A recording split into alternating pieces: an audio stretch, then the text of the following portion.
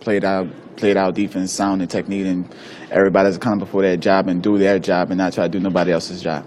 A certain conversation at halftime to get you guys to focus to get to that execution? That was the conversation. Do your job and do your job to your excellent ability, and everybody else going to follow behind you. Take us through that final play where you made the interception. What did you see from that? Third and 29. What were you expecting, and what did you get from the Chicago offense? We definitely were expecting a deep ball. Definitely a deep ball, either a deep ball or a screen, but they went deep. They needed the first down or get the score. But on the play, last week me and Jack Rabbit got beat on a dig and go by AJ, but they didn't throw it. He almost got it out there, and they ran the same thing, but this time it was out and up. And I just sat back there and waited on it. I mean, it's no purpose of me playing close to the line of scrimmage with this, I would say 30 and 20, right? So just played back, saw that, and the ball just sailed, and I just came underneath and caught it.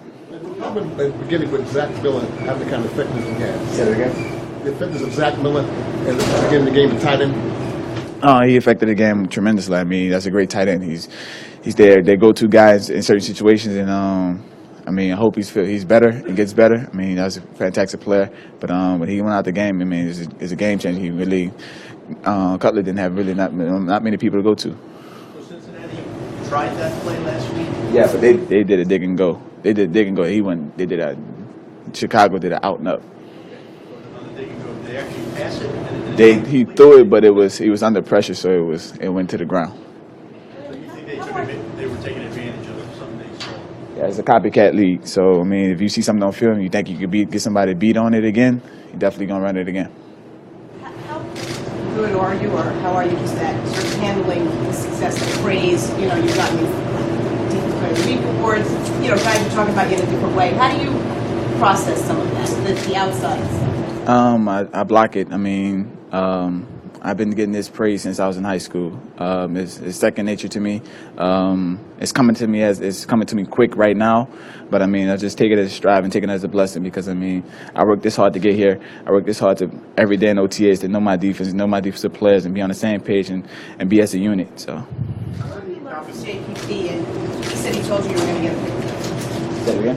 What have you learned, like, from playing with JPP? And did you hear him when he said he told you were going to get a pick? JPP told me before the game even started, you're going to get one a day. And I was like, I know y'all, I feel like him and OV was going to get 2 sacks a pop. And they definitely did. He got a forced fumble with one, so that was amazing.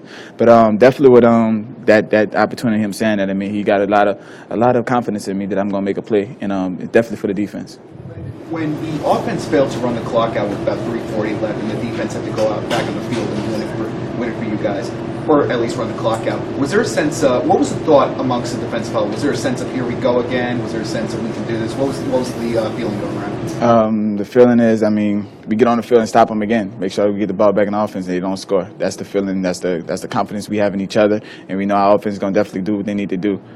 The win conditions, we know the offense makes some adjustments, but are there any adjustments you have to make defensively when you see the win being the way it is? When the ball is in there? Yeah, definitely. I was out there earlier, and the ball was going all type of ways. You have to really look the ball in and just pay attention to it when the ball is in there. And I mean, you got great quarterbacks, and Cutler has a strong arm, so it was cutting through the wind. So his boss was really on point. So just play through it. What does it do for the entire defense when the pass rush starts to come alive the way it has the last few weeks? You don't have to blitz. You don't have to blitz. You can just play coverage and let the guys go eat. It also kind of confident things that overcome the confidence that you guys have. Definitely, because I know they're setting the edge, they're building the wall, and they're tracking the hip, and they're making plays and causing fumbles and causing longer down and distances for us, so we can play back and don't have to just play the sticks now.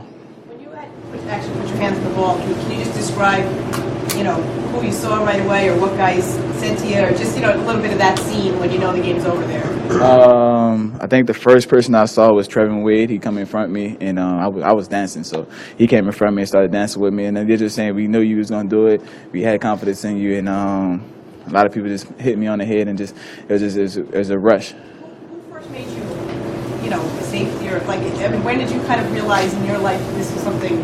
That's a long story. So back in high school, there was a running back called Eddie Lacy.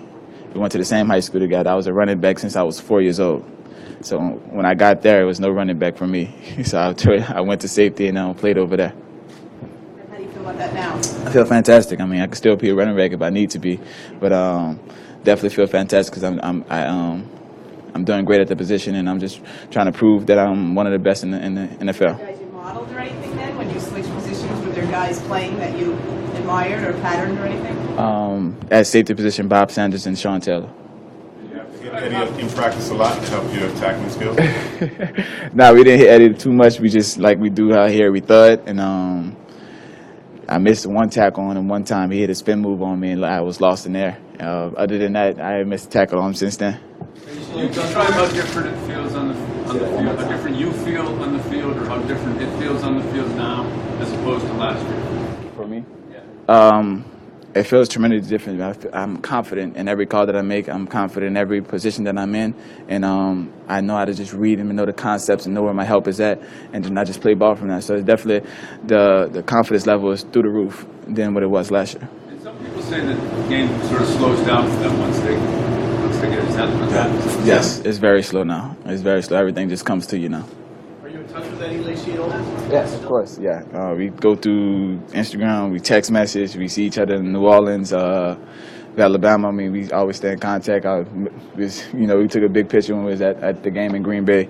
Definitely, we always stay in touch. What is his impression of what you're doing this season? What is his impression of what you've been doing this season? He called me Sonny, so he says, "Sonny, just keep doing your thing. You're balling, man. I love it, and I'm proud of you." That's about it. Why Sonny? The movie from Friday. He said I look like him, so that's all I can say.